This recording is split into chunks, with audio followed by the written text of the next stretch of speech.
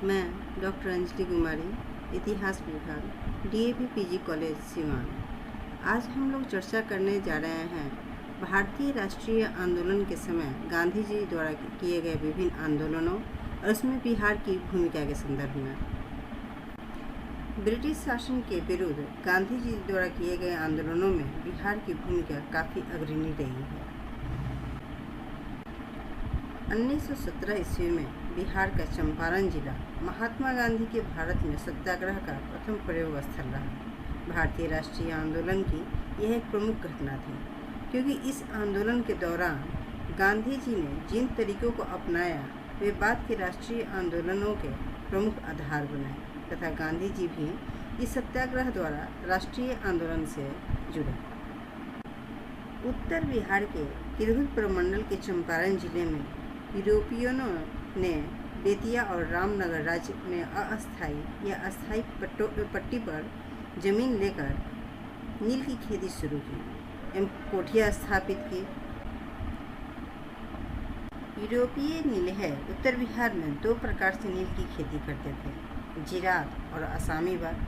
आसामी बार के अंतर्गत नीलह रैयतों के द्वारा उन्हीं के खेत में नील की खेती करवाते थे। इस व्यवस्था के अंतर्गत नील की खेती के 3 तरीके थे: 3 कठिया, कुरतौल और खुश्की। इनमें चंपारण में सबसे अधिक प्रचलित 3 कठिया व्यवस्था थी। इसके अंतर्गत रैयतों को अपने 1 बीघा जमीन में 3 कट्ठे में नील उपजाना पड़ता था। इस व्यवस्था के अंतर्गत नीलहों द्वारा रैयतों को शोषित करने के लिए कई तरीके अपनाए जाते थे, जैसे अपने खेत में नील उपजाने के लिए अनेक तरह की धमकी देना। दूसरा, ज़बरदस्ती बहुत कम मजदूरी और कभी बेगार के रूप में काम कराना। तीसरा, किसी कारण से यदि नील नहीं उपजाया जा सके तो इसके लिए भारी जुर्माना भरना। और चौथा, अनुबंध समाप्त करने के बदले अन्य करों में अत्यधिक वृद्धि की धमकियां भी दी जाती थी। हालांकि जर्मनी में कृत्रिम नील बनाने की प्रक्रिया का आविष्कार होने के कारण 1893 ईस्वी से ही बिहार में नील का व्यवसाय ह्रास पर था। नीलहों ने धीरे धीरे किसानों को नील की खेती से मुक्त करना प्रारंभ तो किया, पर इसके बदले वे लगान की दरों में काफ़ी वृद्धि कर देते थे। कभी कभी तो जिन क्षेत्रों में नील की खेती नहीं होती थी उस पर भी लगान में बढ़ोतरी की गई। इस तरह 20वीं सदी के प्रारंभिक वर्षों में उत्तर बिहार के स्थानीय प्रशासन पर नीलह बुरी तरह से हावी थे। चंपारण में लगभग हर 10 मील पर नीलहों की कोठी थी और नीलह वहाँ के अघोषित सम्राट थे। कोठी के कारिंदे लगान के साथ साथ तरह तरह के कर वसूला करते थे, जो कई बार रैयतों की वार्षिक लगान से ज़्यादा होते थे। रैयतों की इन समस्याओं को लोगों के समक्ष रखने में दैनिक समाचार पत्र बिहारी एवं प्रताप ने प्रमुख भूमिका निभाई। इसने भारतीय राष्ट्रीय कांग्रेस का भी ध्यान अपनी ओर आकृष्ट करवाया।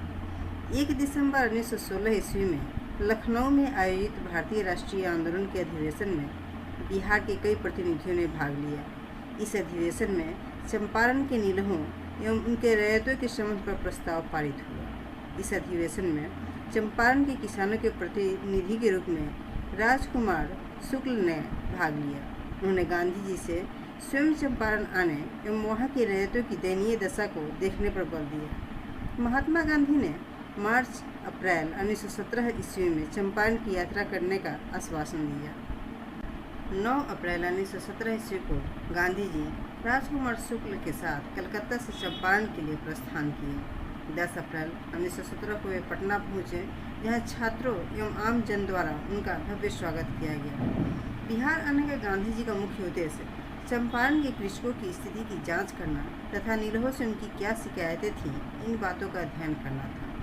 गांधी जी पटना से मुजफ्फरपुर पहुँचे, जहां उन्होंने तिरहुत प्रमंडल कमिश्नर से मिलकर सरकारी पक्ष को भी जानना चाहा, किंतु कमिश्नर ने उन्हें डांटा और धमकाया और तुरंत जिला छोड़ देने का आदेश दिया। गांधी जी इस आदेश की अवहेलना करते हुए राजकुमार शुक्ल, राजेंद्र प्रसाद, ब्रजकिशोर बाबू, धरनी बाबू आदि के साथ दरभंगा होते हुए चंपारण पहुँचे।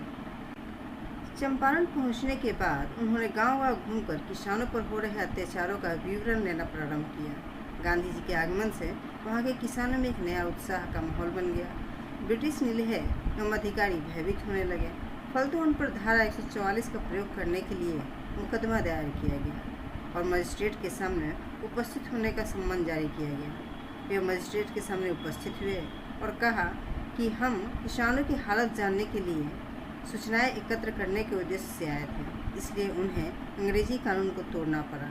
इस तरह उन्होंने अपने ऊपर लगाए गए सभी आरोपों को स्वीकार कर लिया।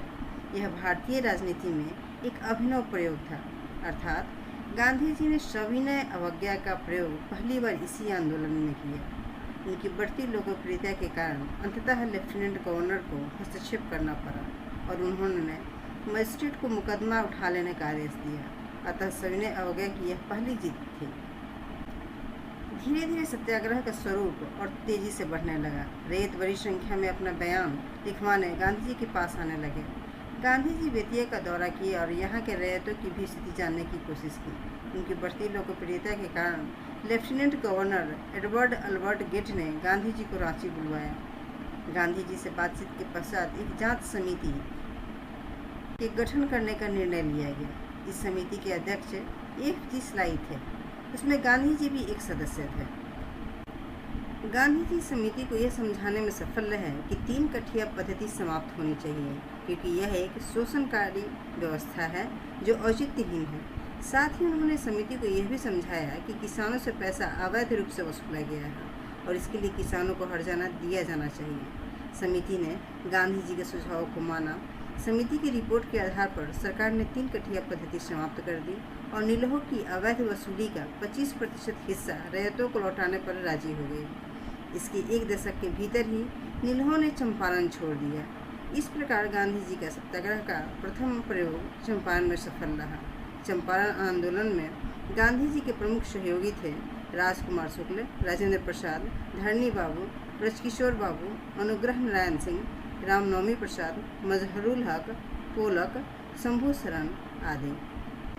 यद्यपि किसानों के कष्टों के निवारण के लिए ये उपाय अपर्याप्त थे, फिर भी पहली बार शांतिपूर्ण जन विरोध के माध्यम से सरकार को कुछ मांगों को स्वीकार करने पर सहमत कर लेना एक बड़ी उपलब्धि थी। गांधी जी ने इस विजय को नैतिक रूप प्रदान किया। अब हम देखते हैं कि प्रथम विश्व युद्ध की समाप्ति के बाद तुर्की के साथ दुर्व्यवहार किए जाने के उपरांत खिलाफत आंदोलन और खिलाफत आंदोलन की गर्भ से असहयोग आंदोलन की जो उत्पत्ति होती है, उसमें बिहार के क्रांतिकारी और सामान्य जनता ने गांधी जी के आह्वान पर किस तरह से भाग लिया। प्रथम विश्व युद्ध की समाप्ति पर 16 फरवरी 1919 को पटना में हसन इमाम की अध्यक्षता में एक सभा हुई। इसमें खलीफा के प्रति मित्र देशों द्वारा उचित व्यवहार के लिए लोकमत बनाने की बात कही गई। इसी बीच सेव्र की संधि द्वारा तुर्की पर अनेक कठोर शर्तें आरोपित की गई। फलतः भारतीय मुसलमानों में रोष बढ़ता जा रहा था। नवंबर 1919 में गांधी जी ने भी इस आंदोलन के विरोध में शांति स्थापित होने के उपलक्ष्य में मनाए जाने वाले समारोह के बहिष्कार का बयान दिया। बिहार में भी इसका स्वागत किया गया। 30 नवंबर को पटना में आयोजित एक सभा में हसन इमाम ने शांति समारोह के बहिष्कार का आह्वान किया। रांची में भी मौलाना आज़ाद के नेतृत्व में मुसलमानों ने न केवल इस समारोह का बहिष्कार किया बल्कि रोष प्रदर्शन भी किया। गांधी जी ने 26 जनवरी 1920 को खिलाफत प्रसंग पर असहयोग का प्रस्ताव रखा, जिसे 29 जनवरी को मौलाना आज़ाद ने समर्थन दिया। विभिन्न जनसभाओं में रखे गए इस प्रस्ताव के समर्थन से ज्ञात होता है कि लोग सक्रिय विरोध के लिए व्याकुल थे। फलतः 19 मार्च 1920 को पूरे बिहार में मुसलमानों ने हड़ताल की। भागलपुर, मुंगेर, डाल्टनगंज, आरा और मुजफ्फरपुर में इसका व्यापक प्रभाव पड़ा। शाहाबाद, मुजफ्फरपुर, गया, मुंगेर तथा भागलपुर के प्रदर्शनों में हिंदुओं की भी भागीदारी उल्लेखनीय थी। बिहार के खिलाफत नेताओं के आग्रह पर खिलाफत आंदोलन के प्रमुख नेता मौलाना शौकत अली अप्रैल 1919 में पटना भी आते हैं। शौकत अली ने पटना में खिलाफत समस्या का समाधान करने हेतु अपना सर्वस्व बलिदान करने का आह्वान किया तथा असहयोग का एक कार्यक्रम प्रस्तुत किया। इस कार्यक्रम का राजेंद्र प्रसाद, ब्रजकिशोर प्रसाद, धरणीधर प्रसाद, मजहरुल हक, शाह मोहम्मद, मौलाना नूरुल हसन इत्यादि ने समर्थन किया। इसके बाद शौकत अली ने मुंगेर और गया का भी दौरा किया और वहां भी सभाओं को संबोधित किया। अप्रैल और मई महीना के बीच में मजहरुल हक ने बिहार के अनेक नगरों की यात्रा की। मोतिहारी और छपरा में उन्होंने जनसभाओं को संबोधित किया और खलीफा के प्रति अंग्रेजों के विश्वासघात पर लोगों को जानकारी दी। इस पृष्ठ पर हिंदुओं और मुसलमानों के बीच एकता बनाए रखने का अनुरोध किया गया। 15 और 16 मई को फुलवारी शरीफ में मुस्लिम उलेमाओं का भी सम्मेलन होता है, जिसमें सरकार से असहयोग का प्रस्ताव पारित हुआ। अब महात्मा गांधी ने भी विभिन्न कारणों को लेकर असहयोग आंदोलन प्रारंभ करने का प्रस्ताव कांग्रेस के सामने रखा, जिसमें रॉलेट एक्ट, जालियांवाला बाग कांड, पंजाब मार्शल लॉ, तुर्की के साथ दुर्व्यवहार, हंटर कमेटी की रिपोर्ट और मॉन्टेग्यू चम्सफोर्ड सुधारों के द्वारा दोहरे शासन को लागू करने से मिले असंतोष जैसी कारण भी प्रमुख थे। बिहार में असहयोग आंदोलन के प्रति लोगों में अत्यधिक उत्साह था। इसका मुख्य कारण था कि बिहार में चंपारण सत्याग्रह गांधी जी के नेतृत्व में सफलता प्राप्त कर चुका था और इसका नेतृत्व भी गांधी जी द्वारा किया जा रहा था, इसलिए लोगों में उम्मीद अत्यधिक थी। दूसरी ओर बिहार के पृथक आंदोलन की सफलता तथा खिलाफत आंदोलन की सुदृढ़ स्थिति ने भी काफ़ी बल प्रदान किया। वहीं कांग्रेस की सदस्यता शुल्क 1 रुपये से घटाकर 25 पैसा कर दिया गया। इससे कांग्रेस की सदस्यता में तीव्र गति से वृद्धि हुई। इन्हीं कारणों से बिहार में असहयोग आंदोलन का सबसे तीव्र रूप देखा गया। 12 सितंबर 1920 ईस्वी में कलकत्ता में कांग्रेस का विशेष अधिवेशन बुलाया गया। इस अधिवेशन में गांधी जी ने असहयोग आंदोलन का एक प्रस्ताव रखा। यद्यपि देशबंधु चित्तरंजन दास और मदन मोहन मालवीय ने इस प्रस्ताव का विरोध किया, किंतु मोतीलाल नेहरू और अली बंधुओं के समर्थन से प्रस्ताव पारित हुआ। गांधी जी एवं अली बंधुओं ने समस्त भारत का भ्रमण कर आंदोलन का वातावरण तैयार कर लिया था। दिसंबर 1920 ईस्वी के कांग्रेस के नागपुर अधिवेशन में इस प्रस्ताव की पुष्टि कर दी गई। गांधी जी ने लोगों से आह्वान किया कि वे हर संभव शांतिपूर्ण ढंग से अंग्रेजी सरकार का भारत में बहिष्कार करें। इसके लिए उन्होंने कई उपाय सुझाए, जैसे सरकारी उपाधियों एवं अवैतनिक पदों को छोड़ देना, जिला और नगर पालिका एवं अन्य संस्थाओं में जो भी लोग मनोनीत हुए हैं वे त्यागपत्र दे दें, सरकारी दरबारों, स्वागत समारोहों और सरकारी उपाधियों द्वारा किए गए या उनके सम्मान में किए गए अन्य सरकारी और सरकारी उत्सवों में भाग लेने से इनकार करना, सरकार से सहायता प्राप्त करने वाले तथा सरकार द्वारा नियंत्रित स्कूलों और कॉलेजों से छात्रों का धीरे धीरे निकल जाना, वकीलों एवं मुवक्किलों द्वारा प्रिंटिंग न्यायालयों का धीरे धीरे बहिष्कार करना, घरेलू और आपसी झगड़ों के निर्णय के लिए पंचायती अदालतों की स्थापना करना जैसे कार्यक्रम आदि। इसके साथ ही विदेशी माल का बहिष्कार, विदेशी व्यापार का बहिष्कार तथा हाथों की कताई और बुनाई को प्रोत्साहित किए जाने जैसे कार्यक्रम को भी असहयोग आंदोलन के दौरान शामिल किया गया था। बिहार में अगस्त में 1920 में ही राजेंद्र प्रसाद के सभापतित्व में बिहार प्रांतीय राजनीतिक सम्मेलन की बैठक भागलपुर में हुई। इसमें गांधी जी के प्रस्ताव का अनुमोदन किया गया। ब्रजकिशोर प्रसाद के सुझाव पर स्वराज के मुद्दे को भी असहयोग आंदोलन में सम्मिलित कर लिया गया, जो राष्ट्रीय असहयोग आंदोलन का हिस्सा नहीं था, जबकि सच्चिदानंद और हसन इमाम गांधी जी के इस प्रस्ताव के विरोध में थे। असहयोग आंदोलन के क्रम में मजहरुल हक, राजेंद्र प्रसाद, ब्रजकिशोर प्रसाद, मोहम्मद शफी और अन्य नेताओं ने विधायिका के चुनाव से अपनी उम्मीदवारी वापस ले ली। कई अधिकारियों ने त्यागपत्र दे दिए और वकीलों ने अदालतों का बहिष्कार किया। महेंद्र प्रसाद, खुर्शीद हसनैन, श्री कृष्ण सिंह, गोरख प्रसाद, दीप नारायण सिंह, जकारिया हुसैन हाशमी, मथुरा प्रसाद, अनुग्रह नारायण सिंह और ब्रजकिशोर प्रसाद इसमें प्रमुख थे। छात्रों ने स्कूल और कॉलेजों से अपना नाम कटवा लिया। पटना लॉ कॉलेज के मोहम्मद शेर और BN कॉलेज के अब्दुल बारी एवं मोहम्मद शफी इनमें प्रमुख थे। इन छात्रों को शिक्षा का वैकल्पिक साधन उपलब्ध कराने के लिए पटना गया रोड पर मोहम्मद फजलुल रहमान एवं राजेंद्र प्रसाद ने मिलकर 5 जनवरी 1921 को बिहार राष्ट्रीय महाविद्यालय की स्थापना की। राजेंद्र प्रसाद इसके प्राचार्य बने। इसी बीच बिहार कॉलेज ऑफ इंजीनियरिंग के 15 छात्रों ने कॉलेज त्याग कर मजहरुल हक के पास मार्गदर्शन के लिए आए। मजहरुल हक ने दीघा के पास अपने मित्र खैरू मियाँ की ज़मीन पर, जो उन्होंने दान कर दी थी, सदाकत आश्रम का निर्माण किया। यहाँ छात्रों द्वारा चरखे बनाने का काम शुरू हुआ। धीरे धीरे यह स्थान बिहार में राष्ट्रीय आंदोलन का मुख्यालय बन गया। कालांतर में यह बिहार प्रदेश कांग्रेस कमेटी का कार्यालय बना।